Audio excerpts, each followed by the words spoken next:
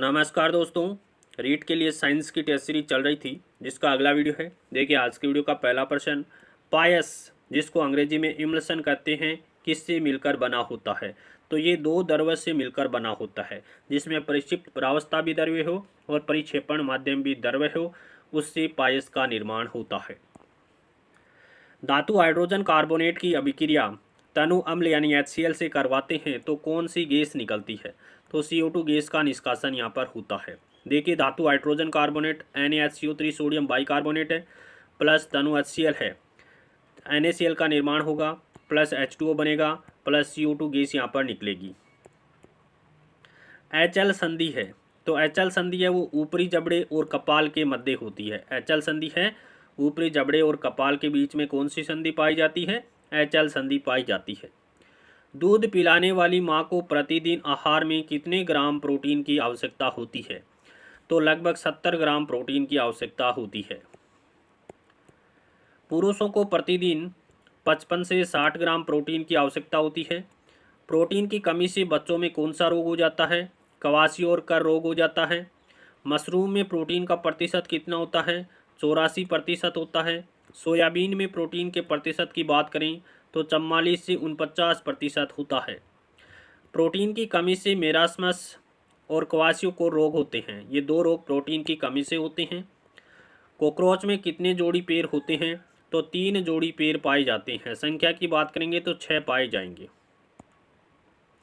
यदि कोई वस्तु अवतल दर्पण की वक्रता के अंदर C तथा फोकस बिंदु F के मध्य स्थित है तो प्रतिबिंब की स्थिति क्या होगी। तो प्रतिबिंब है वो C से परे बनेगा। वस्तु कहाँ पर रखी गई है, अवतल दर्पण में वस्तु कहाँ पर रखी गई है, वक्रता के अंदर C और फोकस बिंदु F के बीच में रखी गई। ये वक्रता के अंदर है, ये फोकस बिंदु है और इन दोनों के बीच में AB कोई वस्तु रखी गई है। इस वस्तु से चलने वाली प्रकाश की किरण अवतल दर्पण से टकरा करके वो कहाँ पर मिलती है, C से परे मिलती है। ये AB का प्रतिबिंब यहाँ पर बन रहा है तो कहाँ पर प्रतिबिंब बनेगा, C से परे बनेगा। प्रतिबिंब का आकार कैसा होगा, विवर्धित होगा। विवर्धित का अर्थ होता है बड़ा, बड़ा आकार का प्रतिबिंब यहाँ पर बनता है। और प्रतिबिंब की प्रकृति कैसी होती है, वास्तविक उल्टा प्रतिबिंब बनता है। लेड नाइट्रेट और पोटेशियम आयोडाइड की विलयनों को मिश्रित करने पर किस रंग का अवक्षेप बनता है।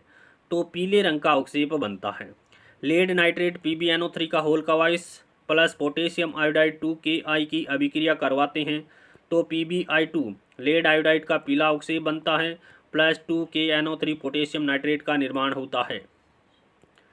निम्नलिखित में से कौन सा जंतु पेशीय पाद की सहायता से गति करता है। तो घोंघा है वो पेशीय पाद की सहायता से गति करता है। अम्ल तथा क्षार की अभिक्रिया से बनता है। अम्ल और क्षार की अभिक्रिया करवाते हैं तो लवण और जल का निर्माण होता है। इस अभिक्रिया को उदासीनीकरण अभिक्रिया कहते हैं। देखिए NaOH सोडियम हाइड्रोक्साइड एक क्षार है जिसकी अभिक्रिया अम्ल HCl से करवाते हैं तो NaCl लवण बनता है प्लस जल बनता है। ये किस अभिक्रिया का उदाहरण है, उदासीनीकरण अभिक्रिया का उदाहरण है। गोल्डन धान अच्छा स्रोत है तो ये विटामिन ए का अच्छा स्रोत माना जाता है। गोल्डन राइस जिसको सुनहरा चावल, गोल्डन राइस वैज्ञानिक नाम इसका ओराइजा सेटाइवा है। ये किसकी किस्म है, चावल की एक किस्म है। देखिए 48 ग्राम कार्बन को जलाने पर कितनी कार्बन डाइऑक्साइड गैस बनेगी। तो ये 176 ग्राम बनेगी। देखिए कैसे बनती है, कार्बन प्लस CO2 इसका दहन हो रहा है, CO2 गैस बन रही है। देखिए कार्बन का जो द्रव्यमान संख्या वो कितनी है, प्रोटॉन प्लस न्यूट्रॉन का योग 6 + 6 12 है। ऑक्सीजन में proton plus neutron 8 proton 8 neutron तो 8 + 8 इंटू कितने परमाणु भाग ले रहे हैं ऑक्सीजन के, 2 ले रहे हैं तो गुणा 2 कर दिया। इधर CO2 में 6 और O2 का कितना हो गया 8 + 8 गुणा 2 हो गया। तो इन इधर 12 16 इंटू 2 32 हो जाएगा इधर, और इधर कितना हो जाएगा 44 हो जाएगा। यहाँ पर देखिए कार्बन का CO2 में कार्बन का कितना हो रहा है, यहाँ पर 6 नहीं है, यहाँ पर 12 होगा। यहाँ पर कितना हो जाएगा 12 हो गया, P + N 12 हो गया तो 12 + 16 इंटू 2 32 और 12 कितने हो गए 44 हो गई। अब देखिए 12 ग्राम कार्बन को जलाने पर कितने ग्राम CO2 बन रही थी, 44 ग्राम CO2 बन रही थी। कितने ग्राम को जला रही थी, 12 ग्राम कार्बन को जला रहे थे। 1 ग्राम कार्बन को जलाएंगे तो कितनी बनेगी, 44/12 ग्राम CO2 बनेगी। और प्रश्न में दिया गया कि 48 ग्राम कार्बन जलाने पर कितनी CO2 बनेगी, तो 44/12 गुणा 48 ग्राम बनेगी। इनको काटेंगे तो 12 चौके 48, 44 को 4 से गुणा करेंगे तो 176 ग्राम CO2 उत्पादन होगा। यदि कोई वस्तु अवतल दर्पण की वक्रता के अंदर C पर स्थित है तो प्रतिबिंब की स्थिति क्या होगी। यदि अवतल दर्पण की वक्रता के अंदर C पर कोई वस्तु है तो प्रतिबिंब कहाँ पर बनेगा, वक्रता केंद्र पर ही बनेगा। प्रतिबिंब कहाँ पर बनेगा, वक्रता केंद्र पर बनेगा।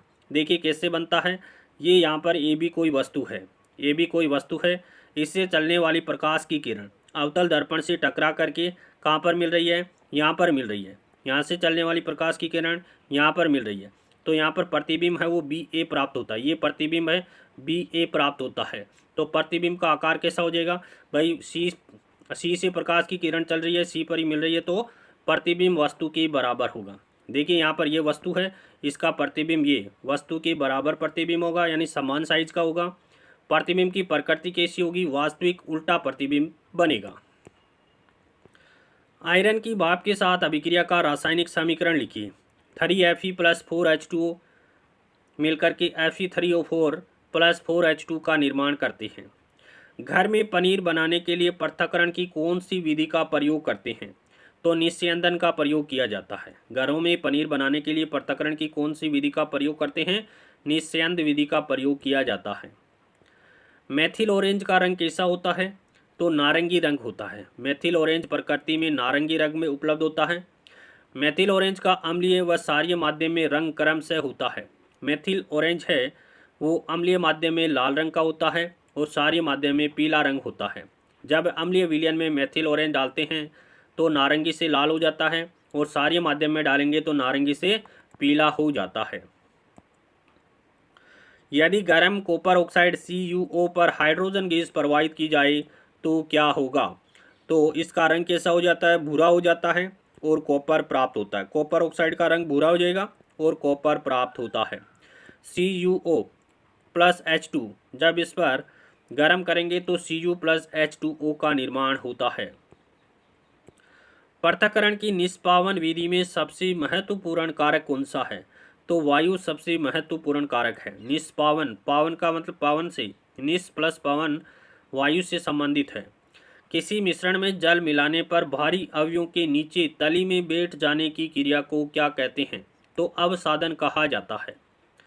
निम्नांकित में से कौन सा स्त्री केसर का भाग नहीं है, स्त्री केसर का भाग कौन सा नहीं है, वर्तिका है, वर्तिकाग्र भी है, परागकोश पुंकेसर का भाग है, अंडाशय भी स्त्री केसर का भाग है। ऑप्शन है यहाँ पर राइट हो जाएगा कि परागकोश पुंकेसर का भाग है और परागकोश में परागकण का निर्माण होता है। फिनोप्टेलिन का रंग कैसा होता है, तो फिनोप्टेलिन प्रकृति में रंगहीन अवस्था में पाया जाता है। फिनोप्टेलिन प्रकृति में किस अवस्था में होता है, रंगहीन अवस्था में होता है। फिनोप्टेलिन का अम्लीय व क्षारीय माध्यम में रंग क्रमशः कैसा होता है, तो अम्लीय माध्यम में तो यह रंगहीन रहता है। जब अम्लीय विलयन में फिनोप्टेलिन की बूंदें डालते हैं तो इसमें कोई परिवर्तन नहीं होता है, अर्थात रंगहीन रहता है। और जब क्षारीय विलयन में फिनोप्टेलिन की कुछ बूंदें डालते हैं तो ये रंगहीन से कैसा हो जाएगा, गुलाबी कलर हो जाएगा। कब, क्षारीय माध्यम में। फिनोप्टेलिन का सूत्र क्या होता है, C20H14O4 होता है। ये फिनोप्टेलिन का सूत्र है। जिंक की सल्फ्यूरिक एसिड के साथ रासायनिक अभिक्रिया लिखिए, तो Zn + H2SO4 ZnSO4 + H2 बनेगा। कॉलम फर्स्ट और कॉलम सेकंड को सुमेलित कीजिए। कॉलम फर्स्ट विसर्पी लता, तो ये अंगूर की होती है, विसर्पी लता है वो अंगूर है। शाकीय पौधा कौन सा है, टमाटर शाकीय पौधा है। झाड़ी है वो बेर है और वृक्ष है वो आम है। तो यहाँ पर सुमेलित करके आंसर लगा दिया गया है। एक परख नली में 2 ml NaOH का घोल लीजिए एवं उसमें 2 बूंदें फिनोप्टेलिन विलयन की डालिए। विलयन का रंग क्या हो जाएगा, तो देखिए कौन सा फिनोप्टेलिन है वो रंगहीन है, NaOH क्या क्षार है। जब NaOH क्षार में फिनोप्टेलिन की बूंदें डालते हैं तो ये रंगहीन से गुलाबी हो जाता है। फिनोप्टेलिन का रंग प्रकृति में कैसा होता है, रंगहीन होता है। किसी अम्लीय विलयन में फिनोप्टेलिन की कुछ बूंदें डालने पर रंग में कोई परिवर्तन नहीं होगा, अर्थात विलयन का रंग है वो रंगहीन रहेगा। लेकिन किसी क्षारीय विलयन में अगर फिनोप्थेलिन विलयन की कुछ बूंदें डालते हैं तो विलयन का रंग है वो गुलाबी हो जाएगा। हमारे शरीर का पूर्णतः घूमने वाला भाग कौन सा है? तो भुजा है वो पूर्णतः घूमने वाला भाग है। सोडियम की जल के साथ रासायनिक अभिक्रिया का समीकरण लिखिए। 2Na plus 2H2O 2NaOH plus H2 का निर्माण होता है। निस्यंदन विधि द्वारा किस प्रक्रिया के लिए उपयुक्त है? निस्यंदन विधि है वो किस प्रक्रिया के लिए उपयुक्त है? तो तैयार चाय से पत्तियों को हटाने में किस विधि का उपयोग करते हैं? निस्यंदन विधि का उपयोग किया जाता है।